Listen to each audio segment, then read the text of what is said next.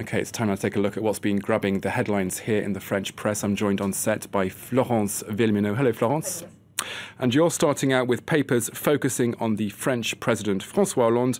With 8 months to go before the presidential election, he's the subject of a new book that was released this week. That's right. It's called Private Conversations with the President, and it came out on Wednesday. It's a book written by two journalists, Antonin André, Karim Rissouli. They had these private conversations with the president and wrote this book that's making quite a splash in the French papers today. Let's take a look at the front page of L'Opinion today that says that Hollande has made the risky bet of making a confession. Now, what does he confess in this book?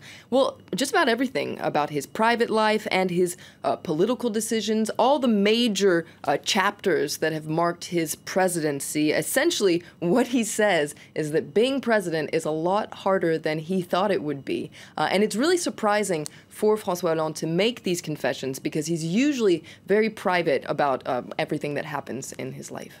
As you say, it's very rare for a sitting president to be so introspective, but L'Opinion is a little more critical about his time. That's right. If we take a look at the editorial in L'Opinion, they say that, what Hollande does with this book is look at himself in the mirror and he sees a pretty good picture, a pretty good reflection. Sure, he's, not very good in the opinion polls, but Hollande is very content with his actions, thinks that he's marked French history. Now, what L'Opinion says really comes out of this book is François Hollande's obsession with low-level politics, essentially strategy, everyday tactic. And L'Opinion says that he's so focused on everyday political maneuvers that he's not really thinking about the bigger picture, and he's not really making big, real historic policies. And on top of that, he's blaming everyone and everything for all the bad luck. For instance, in this book, he says, "I gave it my best. People have seen what I'm capable of." And L'Opinion says, exactly, and they're not very impressed with what he's capable of. Let's take a look at a cartoon as well. This is Plantu in Le Monde, which is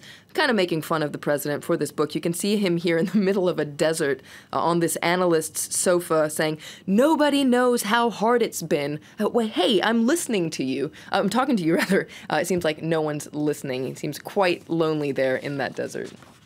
Well, the French President François Hollande hasn't officially said he's going to run for re-election, though in this book, Private Conversations with the President, he suggests that he might. That's right. And if he does run again, he is going to have to, first of all, get through the primary. And this is unprecedented for a sitting president to have to go through a primary for his own party. And Le Figaro, the right-wing paper, says that the fact that he is going to have to face this primary is a punishment for his failure, a double failure, in fact. First of all, a failure to put in place any effective policies to put France back on its feet, and also a failure to have any kind of authority within his own camp, a camp that he's betrayed on multiple occasions, according to Le Figaro. But Le Figaro says he's going to try and transform this obstacle into a trampoline. And in fact, there are some things that are good for François Hollande in the fact that his camp is so divided. And in fact, he's counting on those divisions, according to another article in Le Figaro. Le Figaro says that currently the left wing, the Socialist Party, is really kind of, it's divided into millions of pieces. And this is actually playing into his favor. It's really good for him because, like him or not, he's kind of coming across as the best option the left has right now. Okay, let's move on to another story the papers are focusing on. That's the whole bikini debate. Last weekend, a brawl broke out in Corsica, apparently over this body-encompassing swimwear. That's right, but it seems like it's a little bit more complicated than that because details about exactly what happened last weekend are starting to emerge. La Croix takes a look at this. Originally, it was thought that this beach brawl that was really violent between locals from Cisco, that's a town in Corsica, and families of North African origin. It seemed like this broke out because someone was taking photos of women wearing bikinis. Now, investigators say that actually it was the families of North African origin that started the brawl because they were trying to take over this beach area, kind of privatize it. Investigators say they were intimidating locals, they were throwing rocks, throwing insults, and that's what led to this fight. Apparently the bikini was just a pretext. And according to Libération, the current debate on the bikini isn't helping things. That's right. Libération also takes a closer look at exactly what happened in Corsica. On their front page, you can can read Corsica on edge. There are clearly tensions about territory, about religion, and the whole burkini thing isn't helping things at all. And its editorial, Libération, once again comes out against all these burkini bans that we're seeing in several beachside towns across France.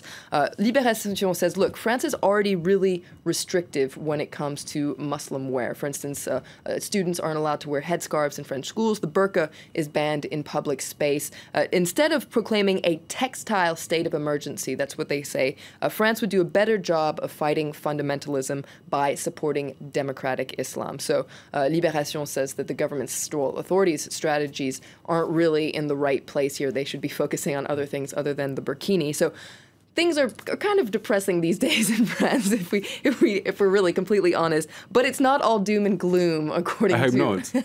Let's end with a positive note. This is an article in Le Monde, actually by two economists, who say we have thousands of reasons to be happy, and they say that we're often unhappy because we spend too much time looking in the rearview mirror, looking at our glorious past. But if you look around, France is actually pretty good. For instance, life expectancy is 82 years of age here in France, so our quality of life is actually much better than it used to be. That's a really nice note to leave things on there, Florence. Thank you very much for that look at the French press this hour. We'll take